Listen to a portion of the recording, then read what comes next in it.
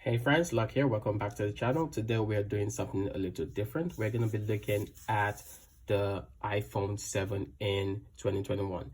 So the iPhone 7 is a device that came out quite a long time ago, but it is still extremely useful for most people today due to the fact that it will have the support for the new iOS 15 that's about to be released. This is definitely one of my favorite devices and one of the devices that I love using. Right now, I've not updated it to the latest OS, so it is still in the older version of the OS, but it is still quite useful in a lot of ways. I like the cameras. The camera is one of the things that I love most about this particular device. It does take amazing photographs, which I really love when you think about the phone, and it does have amazing video quality. Apple has definitely done a lot in that sense to improve the quality of the device.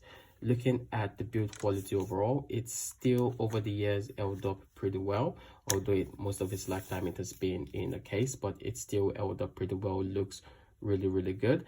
I definitely like this design of the iPhone compared to the new glass backs in the newer model of the iPhones, because when this phone falls down, I definitely am not worried that it's going to break anytime soon. But when you think about the new models that came out since the iPhone X, when they fall down, definitely you have a little bit of fear that they are going to break. But the higher end versions that of the iPhone 12 Pro or the iPhone 12 Pro Max or 11 Pro, 11 Pro Max do not come with glass backs. So if you can afford to buy those devices, then definitely it's something that you should think about. So like I said, if you get a refurbished version or you get the used version, it's still definitely good. Right now you cannot get a brand new iPhone 7 as they're not supported on the Apple Store anymore or online at the Apple Store anymore.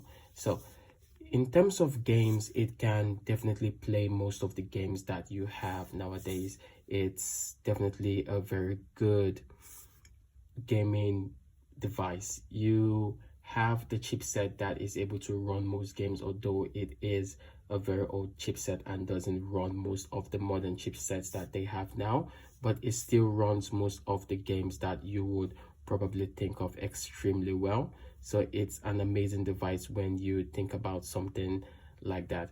So the iPhone 7 is definitely a device that I would recommend for anyone who's on a budget, especially maybe students who are looking for a brand new device. It is something that I would recommend anyone to get. Like I said, the camera quality is amazing. It's able to play most of the latest games, and it will get the new update of iOS 15. And once it gets that update, most of the latest games that you have, it will be able to run all of them.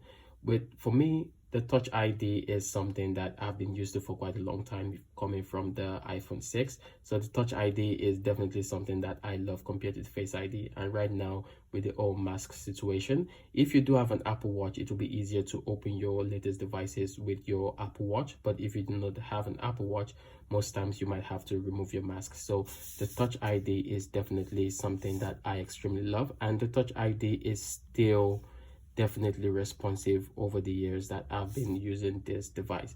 So will I recommend the iPhone 7 for anyone? Definitely, the iPhone 7 is an amazing device. I would recommend it for anyone to get. I recommend it for people on budget. I recommend it for any parents who are thinking about getting their children phones, and I would definitely recommend it for people who want just a second phone for one reason or another. So this was just a mini review of the iPhone 7 in 2021. Thank you guys for watching, and see you guys in the next one.